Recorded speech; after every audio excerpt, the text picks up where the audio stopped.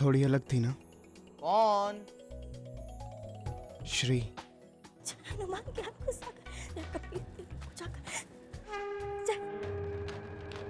अब तू कुंडली पढ़ेगा या मैं किसी और से पढ़वा लूं? मेरा दम तेरी बेटी की जिंदगी का सवाल है।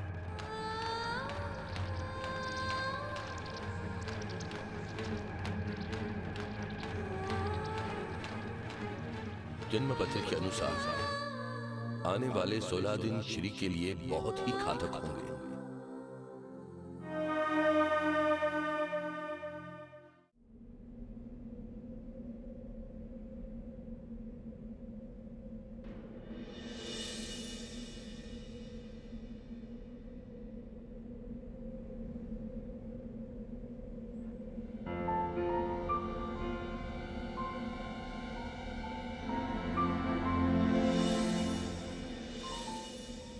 तूफान थम गया।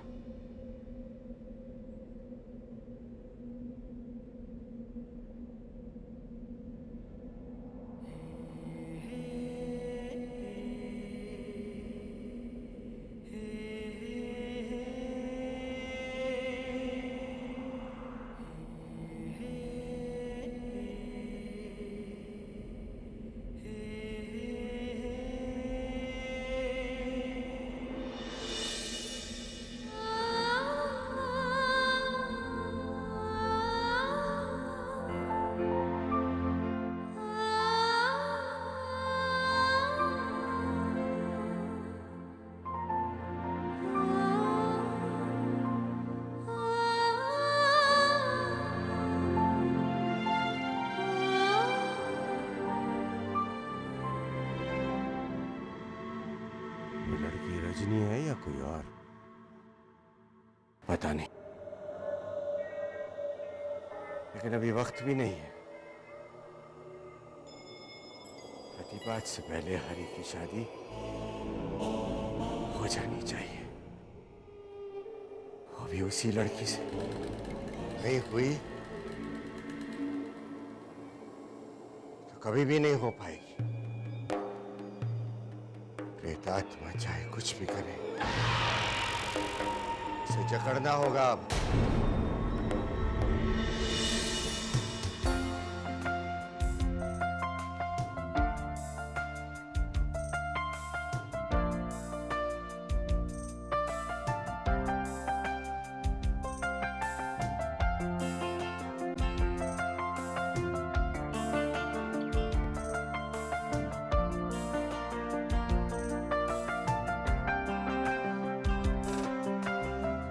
पहला नशा पहला खुमार, नया प्यार है नया इंतजार, कर लूं मैं क्या अपना हाथ, ऐ दिले बेकरार, मेरे दिले बेकरार, तू ही बता। पहला नशा पहला खुमार,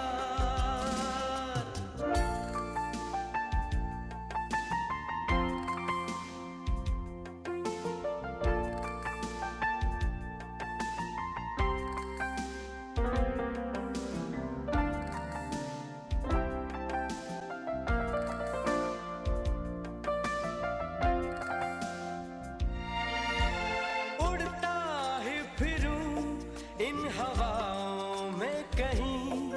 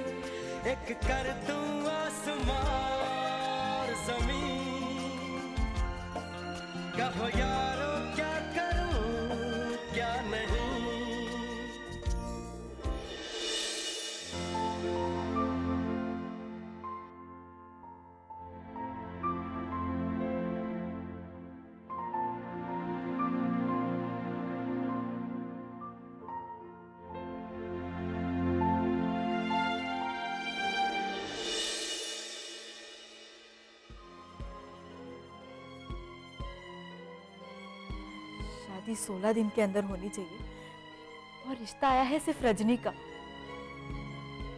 बहुत चिंता हो रही है, पता नहीं क्या होगा।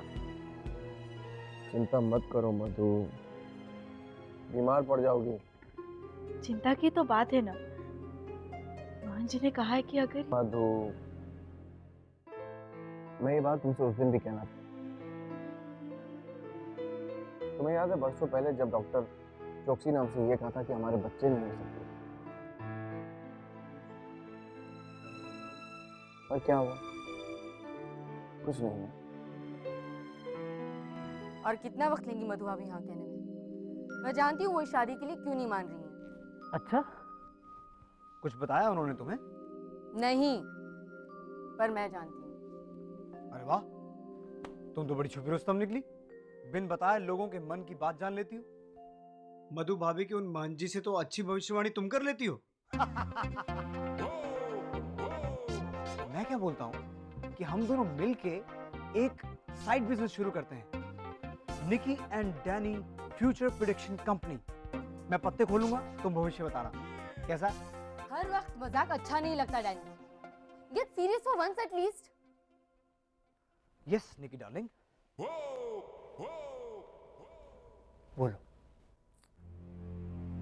मैं जानती हूँ मधु भाभी इस शादी के लिए क्यों नहीं मान रही हैं। अरे यार, तुम तो शुरू से शुरू हो गई। पता है, पॉइंट पर आकर सीधा मुद्दे पे आओ ना।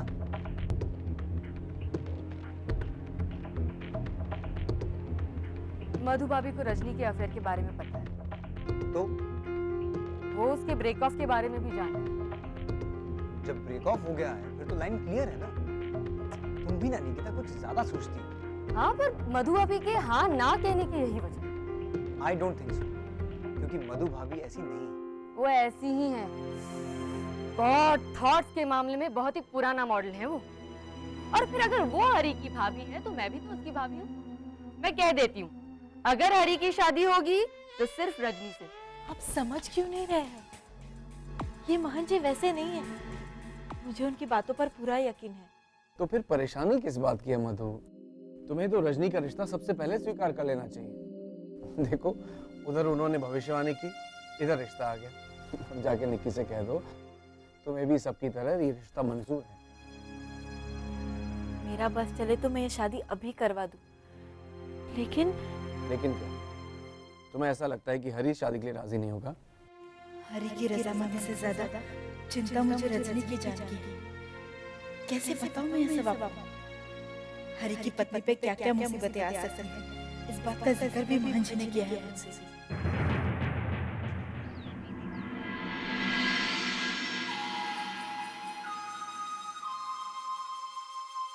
मैंने अभी अभी यहाँ पर वो निकल कर रखे थे। कहाँ चले गए? गुड मॉर्निंग दाया भाई, मेरा जूस और डाइट नाश्ता रेडी है? निक्की भाभी, वो कहावत है ना कि चोर चोरी से जाए पर मॉल से ना जाए। और निक्की से क्या पूछता है? मुझसे पूछ। कहावत में ना मैंने पीएचडी की है। बड़ी बा मॉल से नहीं, हेरा फेरी से। अब मॉल में रहेगा तो चोरी करेगा ना।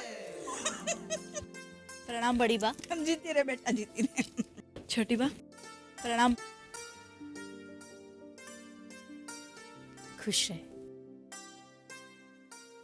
आप जाइए डाय भाई, मैं कर लेती हूँ। जी भाभी जी।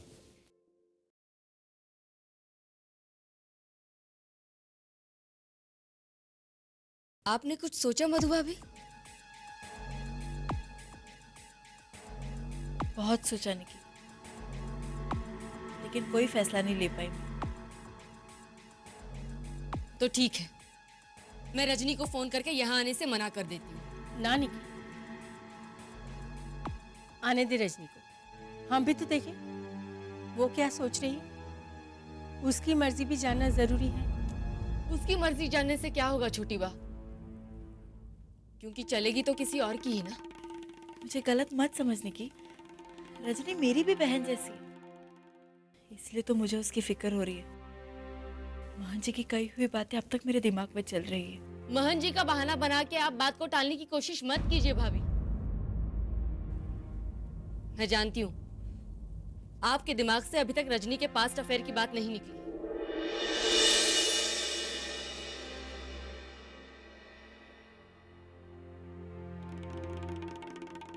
नहीं नहीं निक्की, जब हमें एतराज नहीं तो मधु को क्यों होगा? क्यों मधु?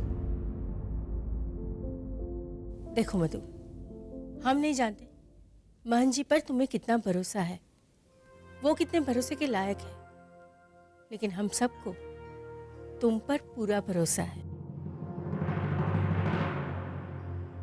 और हम ये भी जानते हैं हरी तुम्हारे लिए क्या है, और इसीलिए फैसला हम तुम पर छोड़ते हैं।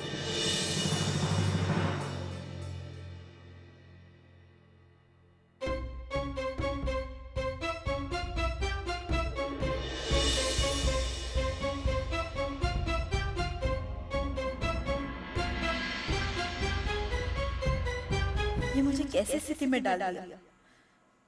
हरी की पति पर कैसी कैसी मुसीबतें आ सकती है, ये जानते हुए भी कैसे हाँ कर दूं मैं रजनी के रिश्ते के लिए। और फिर पता ना रजनी ही वो निडर लड़की है भी या नहीं जिसका जिक्र महन जी कर रहे थे।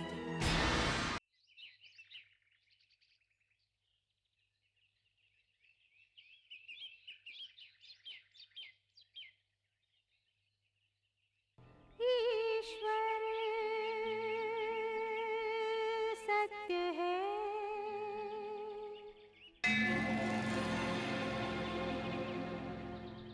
सत्य ही शिव है,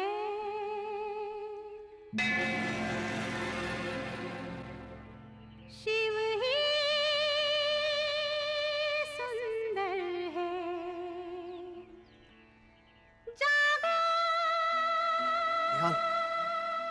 निहाल, कौन है? कौन है? उठना यार, देखना कोई कितना मीठा भजन गा रहा है। हाँ तो उससे गाने दे, पर मुझे सोने दे। सो तू, मुझे देखना है कौन गा रहा है। सत्यम शिवम सुंदरम, सत्यम शिवम सुंदरम, सत्यम शिवम सुंदरम, सुंदरम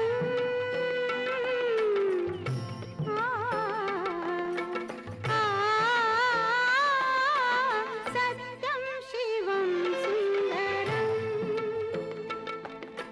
सत्यम शिवम सुंदरम। ईश्वर सत्य है, सत्य ही शिव है, शिव ही सुंदर है। सत्यम शिवम सुंदरम, सत्यम शिवम सुंदरम, सत्यम शिवम सुंदरम।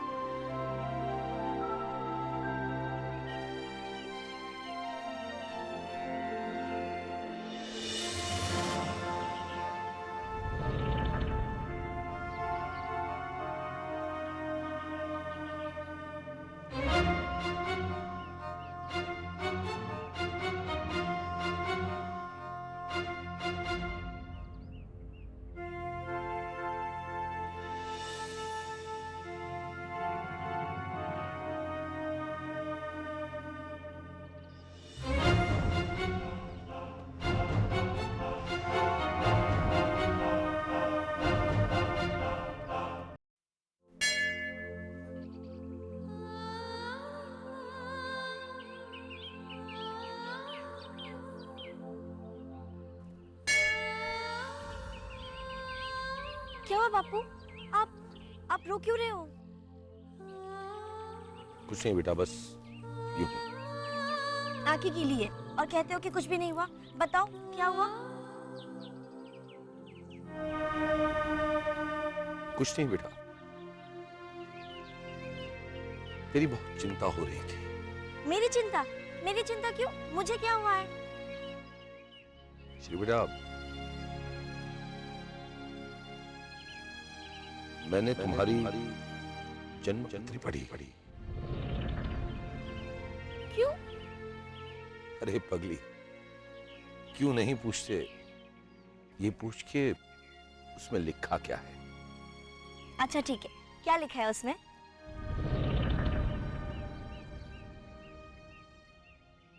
बेटा यही लिखा है कि आने वाले 16 दिनों में तुम्हारे जीवन में विवाह का योग है। बापू आप भी ना, 16 दिन में भी क्या किसी की शादी होती है? मेरा मतलब है कि आप ही ने तो कहा था पार्वती मैया को शिवजी जैसे पति पाने के लिए कितने साल तक तपस्या करनी पड़ी थी, तो फिर मुझे कैसे मिल जाएंगे शिवजी जैसे पति 16 दिनों में? श्री बेटा यही सोच सोच कर तो परेशान हूं मैं। आप बिल्कुल परेशान मत होइए। 16 दिन तो क्या, मैं 16 बरसों तक आपको छोड़ के कहीं नहीं जाऊंगी। नहीं बेटा, बेटा ऐसा नहीं कहते। लड़की को एक न एक दिन तो अपने पिया के घर जाना ही पड़ता है। लेकिन बापू अगर मेरी शादी होगी तो मेरा पति मुझे थोड़ी ना घड़ी घड़ी आपके पास आने देगा। फिर आपका खाना कौन बनाएगा? और अंधेरे में मेरा हाथ पकड़कर मुझे इस पार से उस पार कौन ले जाएगा? फिर आपका ख्याल भी तो रखना है ना मुझे। देखो श्री बेटा, मेरे भाग्य में जो कुछ भी लिखा है वो देखा जाएगा। पर बेटा तुम्हारे बगैर जीने की आदत तो डालनी ही पड़ेगी मुझे। बस तुम अपने घर खुश रहो बस।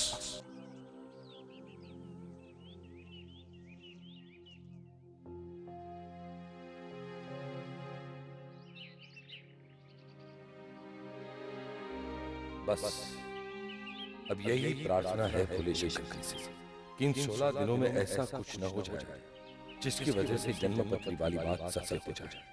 16 दिन बाद एक बार तेरी जिंदगी से संकट के ग्रह दूर हट जाए, उसके बाद तेरे लिए ऐसा लड़का ढूंढूंगा जो तुझे हमेशा खुश रखे और तेरा बिल्कुल वैसा ही ख्याल रखे जैसे तेरे अनुसार मैं तेरा रखता हूं।